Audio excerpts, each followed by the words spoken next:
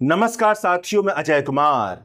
SIR पर लगातार 3 दिन की बहस के बाद, पक्ष और विपक्ष की सभी दलीलों को सुनने के बाद सुप्रीम कोर्ट ने एसआईआर पर अंतिम फैसला तो नहीं सुनाया है। मतलब अपने फैसले में यह तो नहीं बताया है कि एसआईआर संवैधानिक है या असंवैधानिक, कानूनी है या गैर कानूनी। मगर जो फैसला सुनाया है वह फैसला याचिकाकर्ताओं के पक्ष में गया है। उस फैसले में बिहार की आम जनता की जीत होते हुए दिखाई देती है। इलेक्शन कमीशन के पावर के ऊपर बिहार के आम जनता के वोट के अधिकार की जीत होती हुई दिखाई देती है। लोक प्रशासन में पारदर्शिता के सिद्धांत की जीत होते हुए दिखाई देती है। आप पूछेंगे कैसे?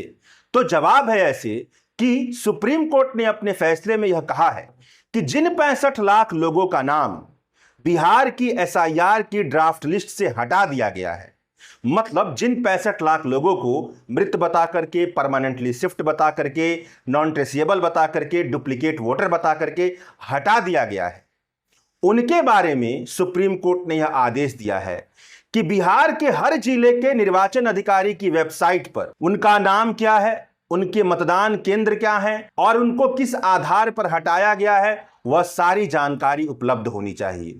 जो जिस जिले से जुड़ा हुआ है, उस जिले के किस मतदान केंद्र से है, उसका एपिक नंबर क्या है और किस कारण से उसको हटाया गया है, यह सारी जानकारी बिहार के हर जिले के निर्वाचन अधिकारी की वेबसाइट पर उपलब्ध होनी चाहिए। केवल जिले के निर्वाचन अधिकारी की वेबसाइट पर ही नहीं, बल्कि राज्य के मुख्य निर्वाचन अधिकारी के वेबसाइट पर भी उपलब्ध होनी चाहिए। जस्टिस सूर्यकांत और जस्टिस जयमाल बागची की बेंच के सामने यह पूरी सुनवाई चल रही थी और वकीलों ने कई दलील दिए, जिसमें एक महत्वपूर्ण दलील यही था, याचिकाकर्ताओं की तरफ से पेश होने वाले वकीलों की तरफ से, कि क्या वजह है कि जिन 65 लाख लोगों का नाम हटाया गया है उनके बारे में पूरी तरह से जानकारी उपलब्ध नहीं करवाई गई है। एक अलग से लिस्ट क्यों नहीं दी गई जिससे यह पता चले कि उनका एपिक नंबर क्या है, वह किस मतदान केंद्र से हैं, उनका नाम क्या है और उन्हें किस आधार पर हटाया गया है? ऐसा क्यों नहीं किया गया? वकील प्रशांत भूषण ने यह दलील दी कि चुनाव आयोग का यह कहना है कि उन्होंने यह जानकारी हर पॉलिटिकल पार्टी के बूथ लेवल एजेंट को सौंप दी है। चुनाव आयोग यह कह रही है कि हर मतदान केंद्र पर यह जानकारी उपलब्ध है। तो वकील प्रशांत भूषण ने यह कहा कि जब यह जानकारी उपलब्ध है तो एक लिस्ट में तब्दील करके यह जानकारी सार्वजनिक क्यों नहीं की जा रही है? इसका मतलब है कि चुनाव आयोग का मालाफाइड इंटेंशन है। यह छिपाना दिखाता है कि चुनाव आयोग का बुरा इरादा है, दुर्भावनापूर्ण इरादा है।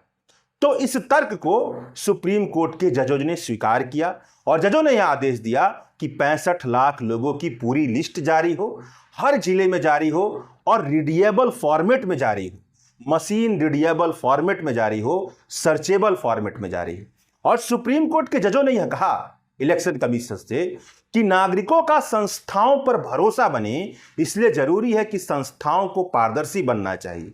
यहां पर इलेक्शन कमीशन पारदर्शिता के सिद्धांत को नहीं अपना रहा है। अगर वह 65 लाख लोगों की लिस्ट नहीं जारी करता है, उनके बारे में जानकारियां छिपाता है, तो इससे वोटरों के बीच में शंका उत्पन्न होगी और यह संस्थाओं के लिए उचित नहीं है, यह पारदर्शिता के लिए उचित नहीं है, यह इलेक्शन कमीशन के साख के लिए उचित नहीं है। और सुप्रीम कोर्ट के जज ने यह भी तर्क दिया कि बूथ लेवल एजेंट जो होता है वह पॉलिटिकल पार्टी का प्रतिनिधि है। हर वोटर को और हर नागरिक को पारदर्शिता के साथ सारी सूचनाओं को जानने का अधिकार है। केवल पॉलिटिकल पार्टियों को क्यों जानने का अधिकार होना चाहिए? और यह तर्क सुप्रीम कोर्ट के जज का बहुत शानदार है, क्योंकि जब हम इस तर्क से सोचते हैं कि जानकारी केवल पॉलिटिकल पार्टियों के प्रतिनिधि को मिले, तो इसका मतलब यह निकलता है कि चुनाव में सबसे ज्यादा किसी का महत्व है तो राजनीतिक दलों का है, उसके अलावा किसी का महत्व नहीं है। जबकि भारत का संविधान तो यह कहता है कि चुनाव जनता के लिए होता है, जनता के पास सारी जानकारी होनी चाहिए। तो जनता के पास अगर सारी जानकारी हो, नागरिक समाज के पास सारी जानकारी हो, इसलिए जरूरी है कि यह पूरी जानकारी की एक लिस्ट उपलब्ध होनी चाहिए। 65 लाख लोगों की एक लिस्ट उपलब्ध होनी चाहिए। उन 65 लाख लोगों के बारे में भारत का हर नागरिक इलेक्शन कमीशन के वेबसाइट पर जाकर के देख सके कि ये लोग कौन है, किस मतदान केंद्र से हैं, इनका नाम क्या है, इनका एपिक नंबर क्या है और उनकी मदद कर सके। इलेक्शन कमीशन ने यह भी कहा कि जिन लोगों का नाम हट गया है तो इलेक्शन कमीशन यह प्रचारित करे, यह नोटिस लगाए कि जिन लोगों का नाम हट गया है उनके लिए आधार भी मान्य है। मतलब वो नोटिस लगा दे कि आधार का दस्तावेज भी अगर दिया जाता है तो उस दस्तावेज को प्रमाण पत्र के तौर पर स्वीकार किया जाएगा और उस आधार पर यह सोचा जाएगा, विचार किया जाएगा कि इन्हें लेना है या नहीं। आधार को पूरी तरह से खारिज न किया जाए। सुप्रीम कोर्ट ने यह कहा कि अगले 3 दिन में यह सारी कार्रवाई पूरी हो जानी चाहिए। मतलब 65 लाख लोगों की जानकारी डिजिटली सार्वजनिक हो जानी चाहिए। सुप्रीम कोर्ट ने यह भी कहा कि अगर एसआईआर को लेकर के किसी तरह की टकराव की स्थिति उत्पन्न होती है तो जुडिशियल एनालिसिस की जाएगी। अभी किसी तरह की टकराव की स्थिति नहीं पैदा हो रही है।